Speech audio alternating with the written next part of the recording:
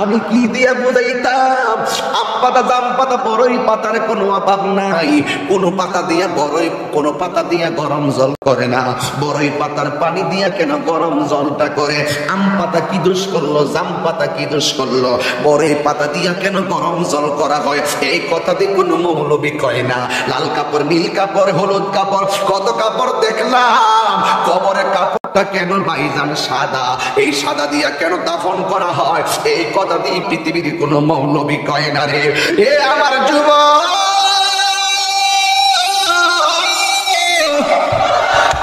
কি দিয়া বুঝাবো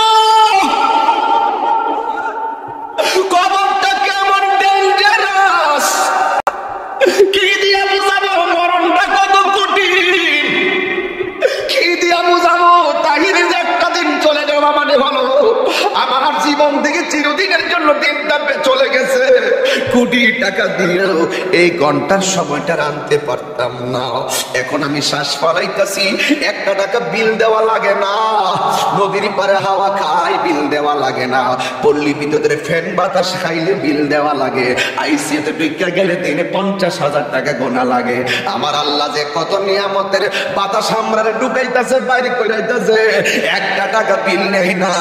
আল্লাহ কয় বিল লাগতো না, শুধুমাত্র তোরা 5 বার আইসা কপালটার মাটির মধ্যে লাগাইয়া দিবি। সুবহান রাব্বিয়াল আলা বলবি। দুনিয়ার মালিকের ডিউটি 20 দিন না করলে 20 দিনের বেতন কাটা। আর আমার আল্লাহ করে হাজিরা দিছে দৈনিক 5 বার। 1 মাসও হাজিরা দেও না, 2 মাসও দেও না, মাঝে মাঝে সিটারি হাজিরা দাও। কিন্তু আমার আল্লাহ ইচ্ছা করলে তোমার গলার মধ্যে কাটা লাগাইয়া আমার আল্লাহ রিজিকটারে বন্ধ করে দিতে পারে। এরপরও আমার আল্লাহ রিজিক বন্ধ করো না কেন জানো নি? কারণ হলো আমার আল্লাহ কয় আমি আল্লাহ তোরে মায়া কইরা বানাইছি, মায়া লাগে। আল্লাহ ডাক দিয়ে কয় আল্লাযী খলাকাকা ফাসাওয়াকা ফাআদালাক ফি আইয়ি সূরাতিন মা শাআ রাক্কাবাক। আমার আল্লাহ তোরে সুন্দর নমুনায় বানাইছি। এই জন্য আমার আল্লাহকে খলাকতু বিয়াদাইয়া, আল্লাহ চেহারা করে নিজের হাতে বানাইছে। আল্লাহ বলে মিনহা খলাকনাকুম, আমি মাটি থেকে তোরে বানাইছি, মানে আদমরে বানাইছে। আদম হলো ডাইরেক্ট মাটি দিয়া তৈয়ার, আমরা পেলাম বাবার নুতফা দিয়া তৈয়ার। বন্ধুরে আমার এই চেহারাটা ডাইরেক্ট আমার আল্লাহ নিজের হাতে বানাইছে। এই জন্যই তো মানুষের চেহারা দিয়া কাউরে আল্লাহ দোজকে দিবে না। এই জায়গার মধ্যে পশু পাখির চেহারা লাগাইয়া দোজকে দিবে, কারণ এই চেহারাটা হলো আল্লাহর কুদরতি রহস্য। কথা বলেন ঠিক কিনা? মানুষ হলো আল্লাহর রহস্য। ও যুবক, এই মানুষই আল্লাহ দুনিয়া থেকে নিব। কত বাহানা কইয়া নেয়। ইমানদারের রূহটা যেই মাত্র নিয়ে যাবে, আল্লাহ একটা ফেরেশতারে ডাক দিয়ে বলবে, ফেরেশতা জান্নাত থেকে একটা সাদা কাপড় ল। একটা সাদা কাপড় লইব, সাদা কাপড় লইয়া বলবে ইমানদারের কাছে যাও। রুহুটা আজরাইলে বের করার সাথে সাথে ওই রুহুটারে তুমি কাফন দিয়া বাইন্ডিং করে ফেলাইবা। ও যুবক, এমন ভাবে রুহুটারে বাইন্ডিং করব, এমন ভাবে বাইন্ডিং কইরা আসমান দিকে উড়াইয়া লইয়া যাইব, দেখতে তো বড় ভয় লাগে। এমন ভাবে বুঝি তাহিরির বাইন্ডিং করব, এমন ভাবে বুঝি আপনারে বাইন্ডিং করব, দেখলই তো কেমন জানে লাগে, দেখলই তো কেমন জানে লাগে। এইভাবে বুঝি আমার বাইন্ডিং করব। আল্লাহ বলে আজরাইল, ও আজরাইল রূহটা লো। আমার গো জান্নাতের ফেরেশতা আমার ইমানদারের রূহটারে জান্নাতের সাদা কাপড় দিয়া বাইন্ডিং কইরা ফেলাইবি। এবার ফেরেশতা এসে বাইন্ডিং করে ওইটা আসমানি দিকে একটা উড়াল মারে। এবার আসমানে যায়, প্রথম আকাশের ফেরেশতা কয়, ও ফেরেশতা যাওয়ার সময় দেখছি তোমার কোনো গ্রাণ নাই, কিন্তু এখন কোথায় থেকে খুশবু আসতেছে। এটা হইলো কথা কথা বলতেছে আর কি, যদি বাড়ির ইমানদার হয় এমনি বলবে। এটা হইলো বাড়ি উড়ার ইমানদারের রূহ লইয়া যাইতেছি। সাথে সাথে প্রথম আকাশের ফেরেশতা এই রূহটারে সালাম দিব। এবার দ্বিতীয় আসমানে গেলে সালাম দিব, তৃতীয় আকাশে গেলেও সালাম দিব, চতুর্থ আকাশে গেলেও সালাম দিব, পঞ্চম আকাশে গেলেও সালাম দিব, ষষ্ঠ আকাশে গেলেও সালাম দিব, সপ্তম আকাশে গেলেও সালাম দিব রে বাবা। এবার যাওয়ার পরে আমার আল্লাহ ডাক দিয়ে কয়, ও ফেরেশতা আর সামনে নিস না, আমি আল্লাহ ইমানদারের জন্য একটা বাড়ি বানাইছি। আর সামনে নিস না গো, আমি আল্লাহ একটা বাড়ি বানাইছি। ওই বাড়িটার নাম কি? বাড়ির নাম হলো, কোরআনের ভাষায় হলো ইল্লিন। এই রুহুটারে ইল্লিনে রাইখা দে, আর এই দিক দিয়ে বাড়ি উড়ার এই আমার বাবার বডিটারে বাইন্ডিং করবার লাইগা বাড়ি উড়ার দোকান থেকে সাদা কাপড় আইনা বডিটারে বাইন্ডিং করলো।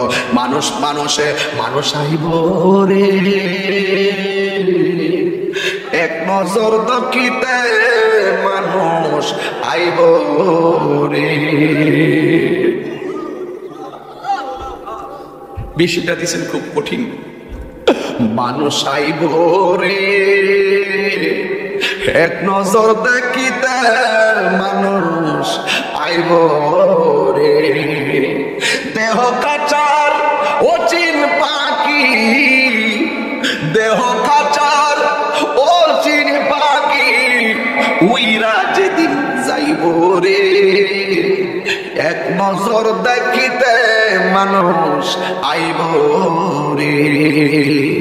এইভাবে আপনার বডিটারে দেখবার লাগে কত মানুষ আইব, আয়া দৌড়ায় দৌড়ে আবার যাইব গা, কয় বাজার আছে, আমার কাজ আছে, কয়া দৌড়ায় দৌড়ে যাইব গা। কিসের তোর বন্ধু? ফেসবুকের বন্ধু। এই বন্ধু তোরে দেখার জন্য একটা মিনিটের জন্য আইব, আয়া কোন রকম দেখে আবার বন্ধু তোরে ফালাইয়া যাইব গা। কিসের তোমার বন্ধু? তাই কয়েকটা মিনিট জানাজার ময়দানে যাইব, ভালো করে মাটিও দিবে না, কয়েক ক্রিকেট খেলা আছে, এই কথা বইলা বন্ধু চলে যাবে। তার মানে বোঝা গেল এই দুনিয়ার বন্ধু তোমার কবরের আপন না, যিনি কবরের আপন হবে তিনি আছে শাহে মদিনা। কথা বলেন ঠিক কিনা? আমার নবী কবর আসার ক্ষমতা আছে না?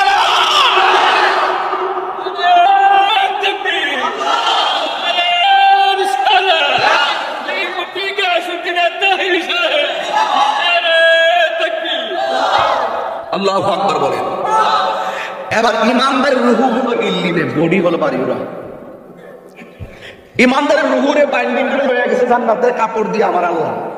আর কি বাড়িওরার ইমানদারের বডিটারে বাইন্ডিং করবার লাগে বাড়িওর কাফরের কবর হয়ে যেতেছে।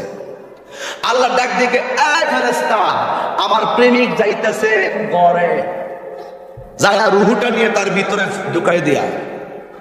কবরে তো দুইজন ফেরেশতা আইব, আমি তো তিনজন আইব। ওই একজন রুহু দিয়ে যাইব, দুইজন প্রশ্ন করবো, সুবহানাল্লাহ। সপ্তাহ কোন দিতো না। এবার ওই কবরের ভিতরে ইমানদারের প্রশ্ন করব তিনটা। কয়টা? রাসূল বলেন, মৃত্যু যেমন সুখ, মৃত্যু যেমন দুঃখ, কবর তেমন দুঃখ, কবর তেমন সুখ, হাসরে তেমন সুখ, হাসরে তেমন দুঃখ। দুঃখের রাস্তা, সুখের রাস্তা, আমরা চাইব কোন রাস্তা?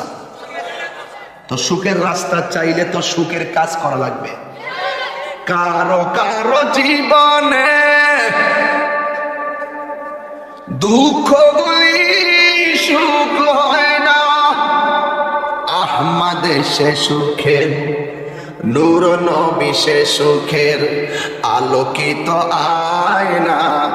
তার রঙে রঙিন হলে দুঃখগুলি আর দুঃখ রয় না সবার জীবনে। আল্লাহুম্মা সাল্লি মাওলানা মুহাম্মদ ওয়া আলা আলি সাইয়্যিদ।